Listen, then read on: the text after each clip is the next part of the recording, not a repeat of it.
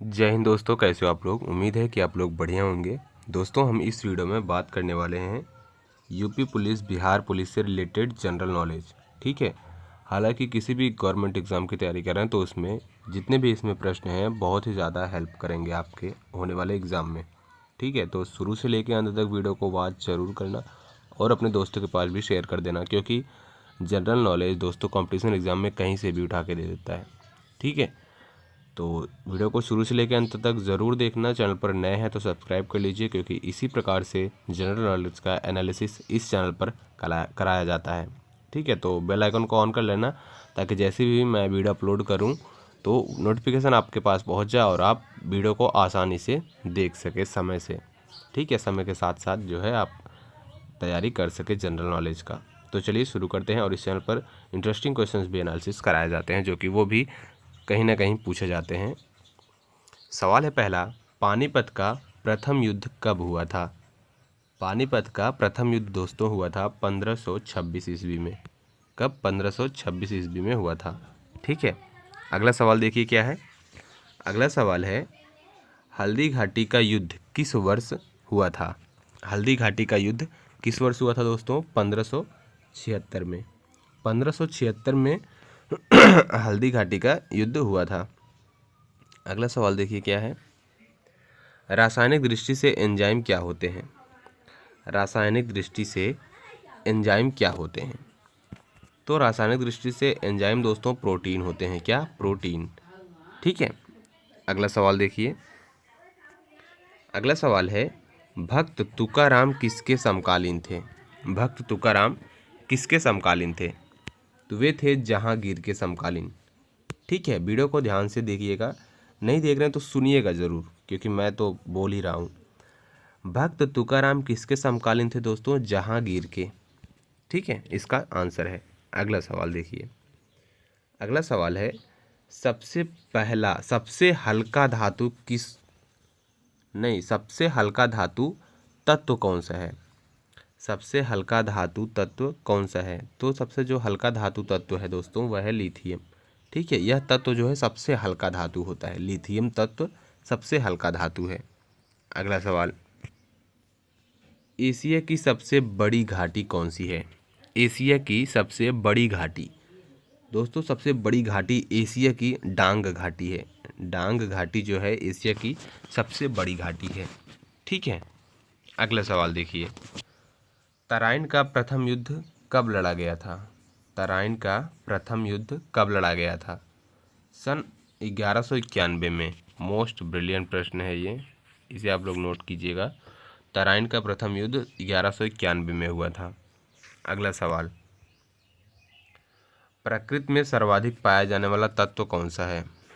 ठीक, प्रकृति में पाया जाने वाला सर्वाधिक तत्व कौन सा है दोस्तों? तो हाइड्रोजन प्रकृति में सबसे अधिक पाया जाने वाला तत्व है। यह भी मोस्ट ब्रिलियंट प्रश्न है, इसे भी आप लोग नोट कीजिएगा।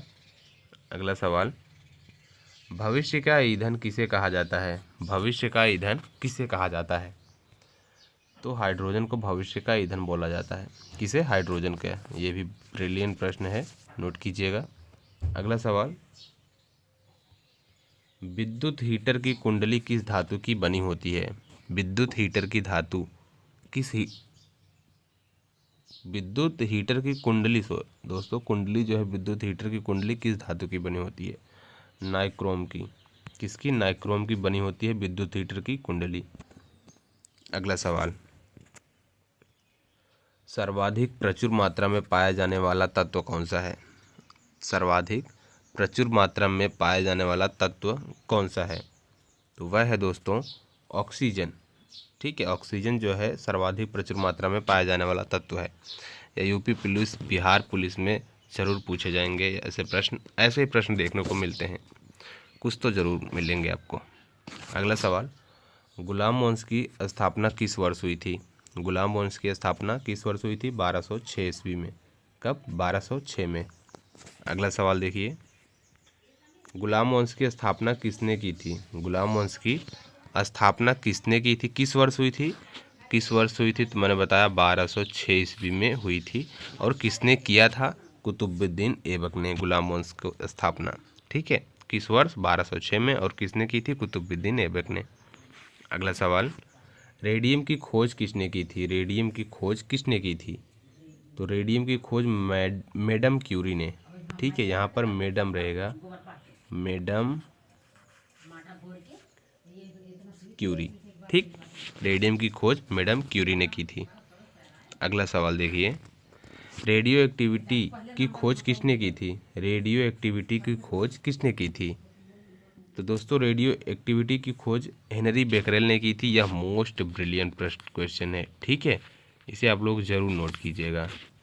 रेडियो एक्टिविटी की खोज हेनरी बेकरेल ने की थी। अगला सवाल, दिल्ली का पहला मुसलमान शासक कौन था? दिल्ली का पहला मुसलमान शासक कौन था दोस्तों? कुतुबुद्दीन ऐबक। कुतुबुद्दीन ऐबक दिल्ली का पहला मुसलमान शासक था। अगला सवाल, कुतुब मीनार का निर्माण कार्य किसने करवाया था? कुतुब मीनार का निर्माण कार्य किसने करवाया था? इल्तुतमिश ने। ठीक है, यह भी अच्छा प्रश्न है। कुतुब मीनार का निर्माण कार्य इल्तुतमिश ने करवाया था। अगला सवाल, इक्तदारी व्यवस्था का प्रचलन किसने प्रारंभ किया था? इक्तदारी व्यवस्था का प्रचलन किसने प्रारंभ किया था? इल्तुतमिश। यह भी मोस्ट ब्रिलियंट क्वेश्चन है, इसी भी आप लोग नोट कीजिएगा। ठीक, इक्तदारी व्यवस्था का प्रचलन किसने करवाया था? इल्तुतमिश ने। अगला सवाल, हीरा किसका शुद्ध रूप होता है? हीरा किसका शुद्ध रूप होता है? तो दोस्तों हीरा जो है कार्बन का शुद्ध रूप होता है। किसका? कार्बन का। ठीक है, अगला सवाल देखिए, कुतुब मीनार का निर्माण किस स्मृति में किया गया था? कुतुब मीनार का निर्माण किस स्मृति में किया गया था? तो बख्तियार काकी में। बख्तियार काकी में कुतुब मीनार का जो है निर्माण कराया गया था, बख्तियार काकी स्मृति में। ठीक है, अगला सवाल क्या है देखिए, लाख बख्श उपनाम किसे दिया गया था? लाख बख्श उपनाम किसे दिया गया था? कुतुबुद्दीन ऐबक को। यह भी मोस्ट ब्रिलियंट क्वेश्चन है कंपटीशन एग्जाम के लिए। लाख बख्श उपनाम किसने दिया था? किसे दिया गया था? कुतुबुद्दीन ऐबक को। अगला सवाल, कौन सा पदार्थ केवल एक ही तत्व से बना होता है? कौन से पदार्थ केवल एक ही तत्व से बना होता है? तो वह तत्व है जो एक ही तत्व से बना होता है, वह पदार्थ है हीरा। ठीक है, अगला सवाल देखिए, किस देश को हवाओं का देश कहा जाता है? किस देश को हवाओं का देश कहा जाता है? तो इसका जवाब है डेनमार्क। दोस्तों डेनमार्क एक देश है जो इसे हम हवाओं का देश बोलते हैं। हम नहीं, सभी बोलते हैं। ठीक है, इसे बोला जाता है। अगला सवाल देखिए, अगला सवाल है,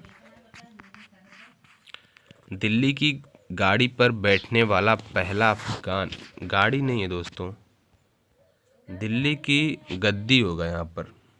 ठीक है, दिल्ली की गद्दी पर बैठने वाला पहला अफगान शासक कौन था? दिल्ली की गद्दी पर बैठने वाला पहला अफगान शासक कौन था? बहलोल लोदी। यह भी मोस्ट ब्रिलियंट क्वेश्चन है। ठीक है, इसे भी आप लोग नोट कीजिएगा। दिल्ली की गद्दी पर बैठने वाला पहला अफगान शासक कौन था? बहलोल लोदी। अगला सवाल देखिए, पारे को किस धातु के पात्र में रखा जाता है? पारे को किस धातु के पात्र में रखा जाता है?